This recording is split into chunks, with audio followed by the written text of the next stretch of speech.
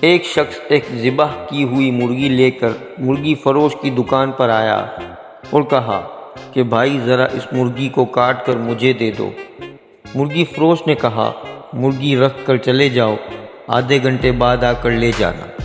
اتفاق سے شہر کا قاضی مرغی فروش کی دکان کے سامنے سے گزرا اور دکاندار کو کہا کہ یہ مرغی مجھے دے دو۔ دکاندار نے کہا یہ مرغی میری نہیں بلکہ کسی اور کی ہے اور میرے پاس بھی ابھی کوئی مرغی نہیں۔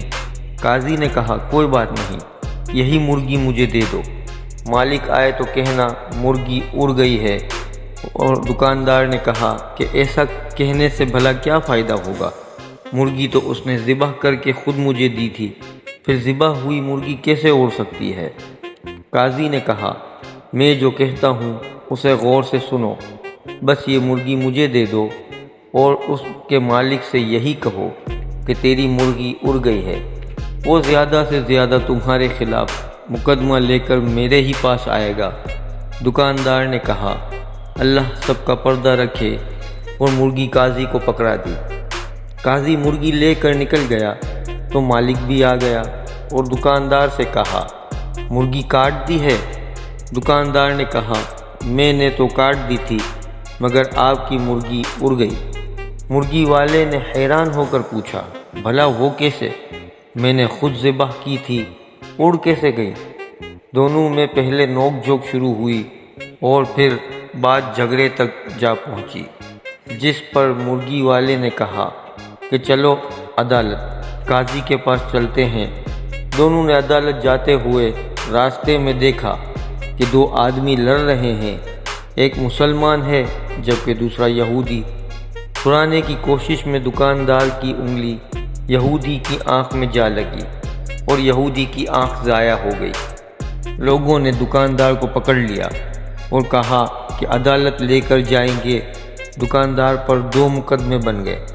لوگ مرغی فروش کو لے کر جب عدالت کے قریب پہنچ گئے تو مرغی فروش اپنے آپ کو چھڑوا کر بھاگنے میں کامیاب ہو گیا، مگر لوگوں کے پیچھا کرنے پر قریبی مسجد میں داخل ہو کر مینار پر چڑھ گیا۔ لوگ جب اس کو پکڑنے کے لیے مینار پر چڑھنے لگے تو اس نے چھلانگ لگائی اور ایک بوڑھے آدمی پر گرا جو کہ وہیں ہلاک ہو گیا۔ وہ بوڑھا مر گیا۔ اب اس بوڑھے کے بیٹے نے بھی لوگوں کے ساتھ مل کر اس کو پکڑ لیا اور سب اس کو قاضی کے پاس لے کر پہنچ گئے۔ قاضی مرغی فروش کو دیکھ کر ہنس پڑا کیونکہ اسے مرغی یاد آ گئی، مگر باقی 2 کیسوں کا علم اسے نہیں۔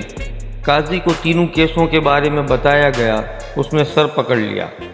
اس کے بعد چند کتابوں کو الٹا پلٹا اور کہا ہم تینوں مقدمات کا یکے بعد دیگرے فیصلہ سناتے ہیں۔ سب سے پہلے عدالت میں مرغی کے مالک کو بلایا گیا تھا۔ جب قاضی نے پوچھا تمہارے دکاندار پر کیا دعویٰ ہے؟ مرغی والا جناب اس نے میری مرغی چرائی ہے کیونکہ میں نے ذبح کر کے اس کو دی تھی، یہ کہتا ہے کہ مرغی اڑ گئی ہے۔ قاضی صاحب مردہ مرغی کیسے اڑ سکتی ہے؟ قاضی نے جواب دیا کیا تم اللہ اور اس کی قدرت پر ایمان رکھتے ہو؟ مرغی والا جی ہاں، کیوں نہیں؟ قاضی صاحب کیا اللہ تعالیٰ بوسیدہ ہڈیوں کو زندہ کرنے پر قادر نہیں؟